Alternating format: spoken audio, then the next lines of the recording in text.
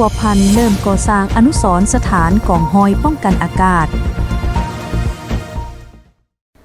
สนับสนุนโดยน้ำดื่มหัวเสือ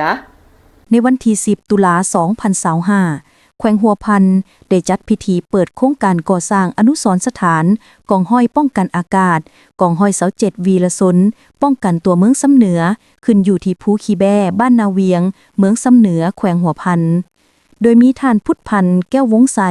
ของเจ้าแขวงหัวพันท่านพันคำวีภวันอดีตนายกรัฐมนตรีท่านพลจัตตวาคำหอมแสงบัวลมของประธานสหพันธ์นักรบเก่าแห่งชาติลาว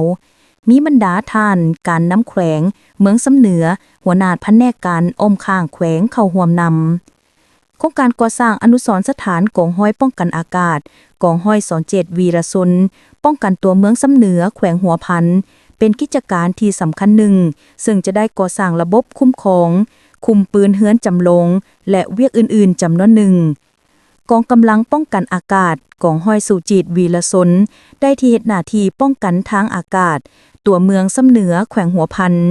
เพื่อเป็นการจะลึกบุญคุณผลงานความเสียสละคุณงามความดีอันใหญ่หลวงของกองทัพโดยเฉพาะแม่นนักรบของทัพอากาศในการเคลื่อนไหวต่อสู้กู้ชาติอันพิละอาถรรพ์ได้เสียสละชีวิตเลือดเนื้อของตนเข้าในการปกปักรักษา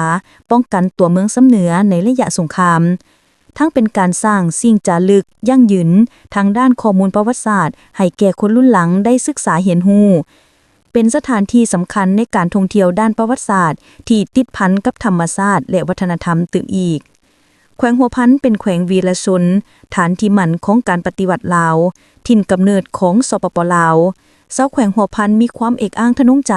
ต่อมูลเสื้ออันสง่าราศีดังกล่าวโดยติดพันกับการแสดงความกตัญญู